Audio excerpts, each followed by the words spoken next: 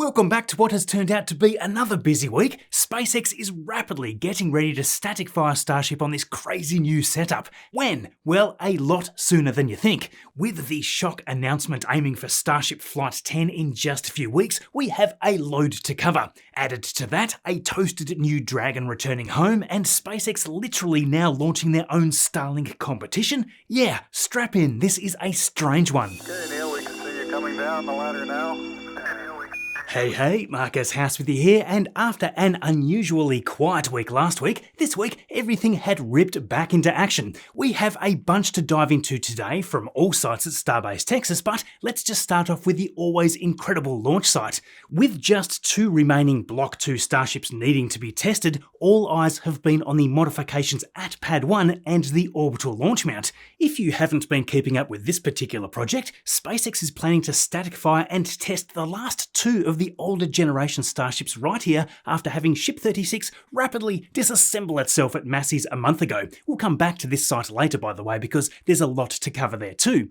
Now, this former ship transport stand is still being heavily modified essentially as a massive adapter to allow the Starship to sit right on top of Pad 1.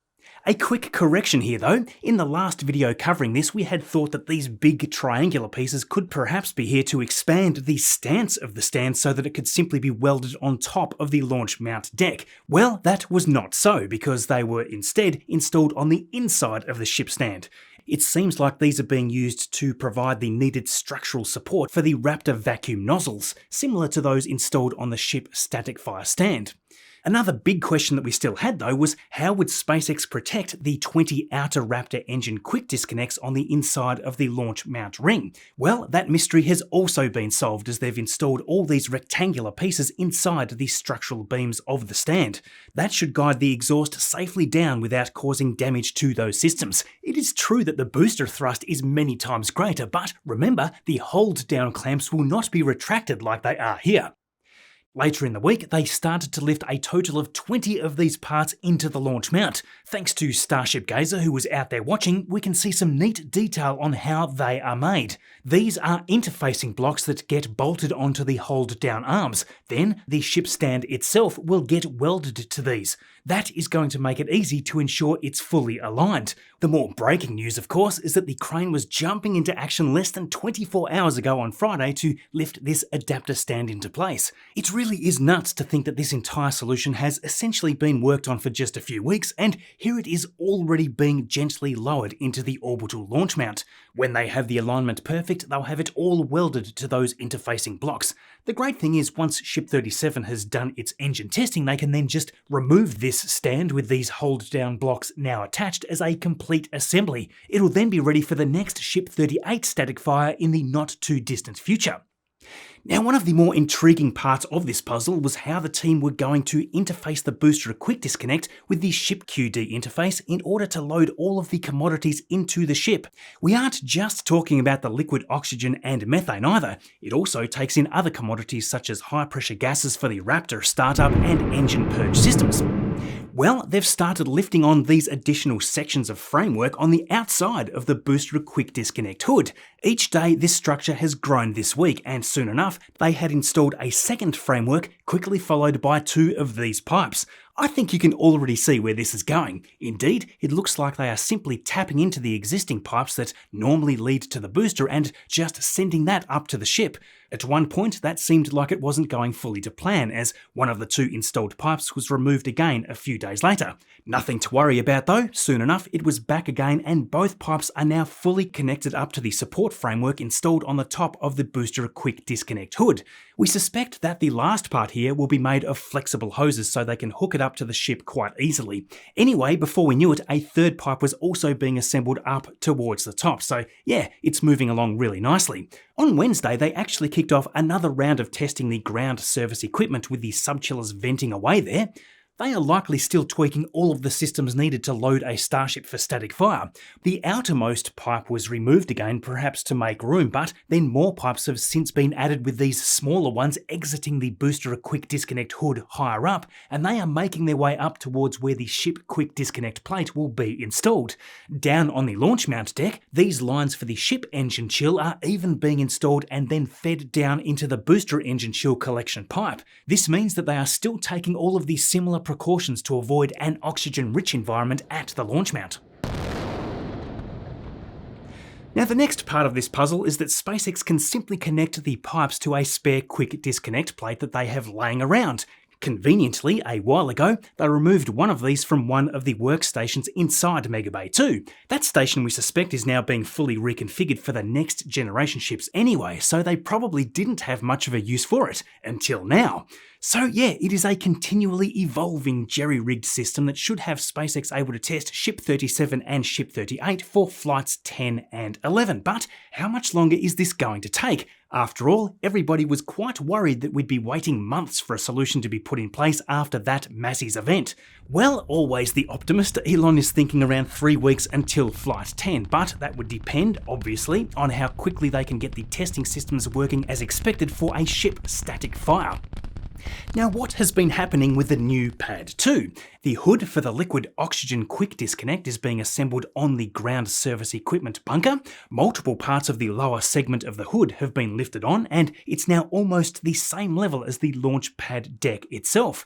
Now next, check this out. It's one of the top hood parts delivered later this week. The booster quick disconnect will run through here, and then a door in front would then rapidly close and seal it off during launches.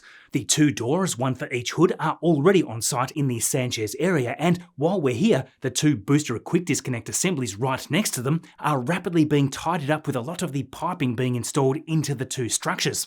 One of these has actually rolled to the launch site just as I was about to export this video out, so there we go. We are going to have a load to talk about with this over the next week. Further down to the flame trench, the concrete on one of the ramps has been fully finalised after they built up the wooden framework around it. Once the concrete had cured and the framework was removed, we can much more clearly see where the ground level is. It's looking much more polished now. Inside the flame trench, the covers for the sides of the top ridge of the flame deflector are now there. These will protect the more sensitive areas behind from that insane launch heat. Okay, so heading over to the build site, let's check on those last Block 2 vehicles for Flights 10 and 11. Ship 37, aiming to launch with Flight 10, has had action of its own. We've recently seen a stream of Raptors being moved inside Mega Bay 2 and heading towards the left side of the bay. We have seen the 2 sea-level Raptors move in, along with 3 Raptor vacuums, so this is coming along nicely. The final Block 2 Starship number 38 is sitting on the middle workstation here, and we suspect that this is heading out soon for its cryogenic proofing campaign. Now, they don't need the currently damaged massive static fire stand for that process, but they do still need the tank farm here to be operational. This would, I'm sure, still need to be fully inspected and verified before they will be able to send this one over, but then hopefully we'll have that cryogenic testing underway. Then, just like Ship 37, they'll be static firing this one on Pad 1 as well. Now, while we are here at Massey's, the cleanup work is moving quickly here, of course. Over the past few weeks, the removal of hardware damaged by the explosion has been cleared away. Thanks to these awesome high-quality shots by RGV aerial photography, we can see it almost appears as if SpaceX has hit the factory reset button. Almost a week ago on Saturday, 2 of the smaller vertical tanks within the tank farm were lifted and placed onto truck beds for transport, all of course caught by Lampadre's Rocket Ranch camera. Surprisingly, these same tanks, which were verified to have identical burn marks, were spotted on NSF's live cameras Monday morning. This leads to the question, will these be scrapped at McGregor's dedicated scrapyard, or will they simply be repaired and requalified for use? Well, that is to be continued. Early Sunday morning, the 2 large methane storage tanks were also lifted, but interestingly only rotated 180 degrees so that their connections are now facing the opposite way. They were then placed back down on their pedestals. It's still appearing that the static fire stand itself is going to be reused, as the clamp blocks on top were removed. After being damaged, these are likely being replaced with new updated versions for the next generation ship anyway. Now, if we look here, SpaceX appears to be preparing to reconstruct the electrical bunker, but further away this time. We can even see them preparing to set up a new inventory tent to replace the one that burned down where the car park used to be. They will now have the painted car bays where the tent was previously. Okay, so there's a lot of great new stuff to dive into around the next generation vehicles. Before diving into that though, a massive thank you to Delete Me sponsoring this video. You've probably done this before, but searching your name on the internet can return you some pretty creepy results. It's not unusual to see your current and previous addresses or phone numbers staring back at you. That's just the sort of thing that you can immediately see, but it's sadly just scratching the surface. Behind the scenes, there are hundreds of data brokers scraping the web for your personal details like emails, phone numbers, date of birth, home addresses, even relationships and links with family and friends. Of course, it is all used to help target ads right at you, but there is a much more nefarious way that this data is used. Data brokers can package all this up and sell it to spammers and scammers, all without you ever knowing. That kind of exposure can make you an easy target for phishing attempts and identity fraud. That's exactly why I've been using Delete Me. It's a privacy service that helps clear your information off the web by scanning data broker sites and submitting removal requests on your behalf. But they don't stop there. They keep checking and cleaning frequently as new threats appear. Indeed, you can try to do some of this yourself, but with hundreds of sites out there, it is time consuming. Delete Me just takes care of all of that for you, and they've recently made it even easier to protect your entire family with you. If you want to set it up this way, you can even have each family member able to log in and control their own data, yet it is all managed under the one single account. So give it a try using my link joindeleteme.com/Marcus for a 20% discount on US consumer plans. You can also find the URL in the description for international plans too. Thank you, Delete Me. So yes, there is a lot of awesome new stuff to talk about with the next generation vehicles. Although we haven't seen any new barrel sections rolling into Mega Bay 1 for a while, the progress on that first next generation booster is coming along very steadily. We have just recently seen this massive tube roll out of the Star Factory and head straight into the bay, and then it was lifted carefully by one of the bridge cranes into the vertical installation position. SpaceX shared these simply awesome images of the rollout and the installation. Even though they have clearly mentioned here that it is a fuel transfer tube, we suspect that this also plays a role in holding more liquid oxygen. The landing tank for the oxygen we have expected to become a little larger. After all, SpaceX sort of jerry-rigged these smaller radial tanks on the outside of the main landing tank for the currently flying boosters. Given how strong this new transfer tube is designed, I imagine having this bigger tank for both propellants is going to help a great deal to reduce the impact of the hot staging and the reorientation for the boost back right after. I think it's even worth mentioning the 10 Raptors reigniting after that. Those are currently ignited in pairs of 2, but with a stronger setup, they could presumably light up even faster, perhaps 5 at a time. These seemingly small changes that accelerate the hot staging and boost back process can have quite a large impact in payload to orbit. Now, something that I am looking at very closely is this right here. We saw this barrel appear from the Star Factory this week. Now, it looks like this has been a development barrel as it looks quite unfinished, but even in this state, it gives us some pretty neat new information. This looks to be an aft section of the next generation ship, and take a look here. We can spot where 2 separate quick disconnects would go in the middle, and with the vents cut out here on either side of those, it appears that the false ceiling of the ship will be further up now. You might have already noticed that some of these vent holes are now a bit smaller, and that is for a very good reason. We suspect this is where 2 of the ship-to-ship docking connectors are going to be housed. Now, just as a quick side note, my video last week was diving into all sorts of stuff around fuel transfer and many other questions that you've had. We really love making those videos, especially when there is a quiet week like last week, but for whatever reason that just didn't seem to get pushed around by YouTube as it normally does, and of course if we can't get the watch time, we can't make the videos, so yeah, if you haven't had a chance, please do help us out by giving it a watch. Thanks for being subscribed and supporting what we do with everything. We could not do it without you. Now, we also got to see this, a new forward dome section for the next generation booster sitting inside the Star Factory this week. This is certainly a different one from the section that SpaceX had on display during the Road to Mars talk. We can see this because the ship interfacing ring at the top is different, so this may be one that will be used in a future test article to verify the strength of the assembly. Time will tell. Okay, so moving on, as you may have noticed, the Giga Bay Foundation is now well and truly underway. We saw the pile diggers kicking off the drilling last week. One after the other, holes were dug and rebar cages lowered, followed by the team quickly pumping in the concrete, leaving no time for the holes to collapse. Since then, it has been ripping along at a steady pace, sometimes leading to quite entertaining visuals like this, with loads of concrete trucks inside the bay perimeter. So we have had so much other stuff going on this week too. This week, SpaceX and Axiom Space have successfully wrapped up their 4th private mission to the International Space Station. The crew were back in the Dragon capsule named Grace, and as a reminder, this mission was this Crew Dragon's very first mission. On Monday, it was undocked from the station, but unfortunately, no visuals of it separating away. It was confirmed that Grace had successfully performed its departure burns to exit the station's keep-out sphere. We got some great views of Earth captured by Grace as it slowly drifted away, and about 20 hours later on Tuesday, the crew and the Dragon were preparing for the final step. Again, I am really loving this new UI. We could clearly see the Dragon's forward Draco thrusters in action as they kicked off the deorbit burn. We even had the little tracking animation of the capsule moving across the globe, which was a neat touch too. The burn began over the Indian Ocean, lasting about 18 minutes. At that point, the trunk was jettisoned, and minutes later the nose cone closed. Now, as this happened, cameras by Sen on board the International Space Station captured this jaw-dropping perspective.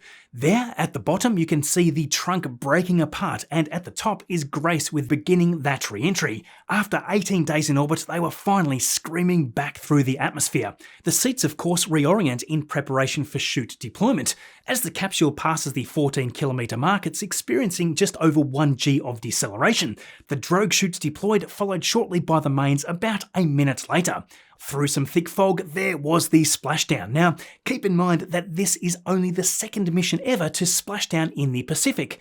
The first, if you recall, was with the Fram2 mission a couple of months ago. So yeah, again, SpaceX had shifted their recovery operations to the West Coast. This location tends to be a safer place to deorbit the trunk section and also tends to have better weather conditions, so it's great to have this option. Of course, the recovery team were quick to head out to the splashdown spot just off the coast of Southern California. It is always a great spectacle watching the recovery personnel standing on top of the spacecraft and ticking off some of those final checks. The hoist ring was carefully attached to the lifting line of the recovery vessel Shannon, and a nice time-lapse of it being raised to the Dragon's nest on the deck. That re-entry process sure is brutal. Just look how toasted this one is. After some quick medical inspections, out they came, Commander Peggy Whitson leading the crew, and collectively this has been a super successful mission. Axiom's 4th human spaceflight, and at the same time, this was the first mission to the ISS for India, Poland and Hungary. There was certainly a lot packed into this mission, and check out Axiom's website if you want to know exactly what experiments each country sent up. Now we can expect a lot more International Space Station action because NASA and SpaceX's Crew 11 mission is now scheduled to launch no earlier than July 31st, so in under 2 weeks we have another exciting launch. Now you may recall Xena Cardman here got bumped from the Crew 9 mission to free up one of the 2 seats needed to bring back Butch and Sunny from the abandoned Starliner mission. Well, she is now commander here on Crew 11, leading Michael, Kimia and Oleg, so yes, she finally got back on board. While on the topic of the International Space Station, huge thanks to Takuya Onishi sharing this sweet time-lapse of the team securing the solar panels prior to the arrival of the Progress supply ship the other week. They do this to lock everything in place so that thruster firings that follow don't cause any damage to them. Now, of course, you may have noticed that super slow launch schedule last week. There was just the one Starlink launch for Group 1028, and that was literally it. That seemed super strange given how busy it had been in the previous weeks. On Sunday, a sort of mysterious launch was lifting away from Slick 40. SpaceX were only referring to this mission as Commercial GTO-1, but we could clearly see from the fairings that this was an Israel Aerospace Industries logo. The payload was officially confirmed later to be a 4.5-ton payload named Drawer-1, which is a classified ComSat to be placed into a geostationary orbit. It is believed to look something like this, but of course, as we tend to see for classified missions, we had no views at fairing separation, so not a great deal more to talk about there other than the landing on the drone ship. Just read the instructions. That was landing number 13 for booster 1083. Next up was the Starlink Group 15-2 mission launching on Tuesday in the early evening. No surprise there, this is Vandenberg Space Force Base. Super foggy at ground level there, but it was soon rocketing into the still lit upper atmosphere. This was only a very young booster, number 1093, on its 4th mission, and moments later it was screaming back through the cloud layer to touch down on the drone ship Of Course I Still Love You. You've just got to check this out though. SpaceX soon after shared the deployment footage of this batch of 26, and they passed smoothly right in front of the camera. That almost mirror finish is so clear that you can see all of the intricate detail on top of the Falcon 9 upper stage. These pins look to be slowly folding downward here, and then you can see the huge arms that hold the satellite stack together swinging backward. It is certainly one of the best shots that we have ever seen of this. Just the one other Starlink mission for the week, which was off just hours before publishing this video, another evening flight from Vandenberg with booster 1082 sending another batch of 24 out of the atmosphere. After a stage separation and fairing deployment, the sun was lighting this stage up nicely once more. Shout out to the Venice Hotel streaming views of this space jellyfish from Venice Beach. Wow. This was the 14th landing of this booster and the second catch for the week for the drone ship Of Course I Still Love You. Now, speaking of Starlink, they released this neat little article summarising all of their developments over the past year and a little glimpse of what they're planning on focusing on next. The big headline, of course, is the mention of their plans to be launching the Starlink version 3 satellites in 2026, which are designed to provide over a terabit per second of downlink capacity and over 200 gigabits of uplink capacity. These are only designed to be launched on Starship, so yes, very exciting. The great thing about future Starship missions with Starlink is that these can really be considered test missions as well. Starlink already has about 6 million active customers, and 2.7 million of those joined just in the past year, so almost half. Just in the US, the median download speed during peak demand is nearly 200 megabits per second, with their lower tier speed offering 100. The latency has also been improved quite a bit, with the median peak hour latency being just 25.7 milliseconds across all US customers and fewer than 1% exceeding 55, so it really has been quite astounding watching it improve over time. It's even going to get better too, with a lot more launches heading into polar orbits. Currently the coverage can be a little thin at high latitudes such as in Alaska, but not for long it seems. At the same time, believe it or not, SpaceX has now started launching their own competition to Starlink with Amazon's Kuiper project. The third batch for Amazon was launching on Falcon 9 from Slick 40 on Wednesday, which is the first of 3 Falcon 9 launches that Amazon has picked up with SpaceX. In this case, 24 Kuiper satellites were on board heading for low Earth orbit. Sadly, Amazon had requested to not share any footage of the second stage, so no luck on this one either. This was the very first flight for the booster at 1096, and moments later there it was landing on the drone ship, a shortfall of gravitas. It seems like a really weird process watching the rollout of the Kuiper project. We've got launches coming with not just Falcon 9, but Ariane 6, Atlas V, Vulcan and New Glenn, so they are literally using every rocket they can. Speaking of New Glenn, Blue Origin is gearing up for their second flight that will carry Rocket Lab's long-awaited Escapade mission. This is hopefully coming in the next few months and will be named Never Tell Me the Odds. CEO David Limp posted these shots of the BE-4 engines belonging to that mission. You can even see at least 3 of the BE-3Us here as well, which are for the second stage. They are clearly missing the large vacuum nozzles, but nice to see them being prepared anyway. These have already been hot-fired a few months ago, so they're just waiting to be integrated with the rocket itself and then prepared for launch.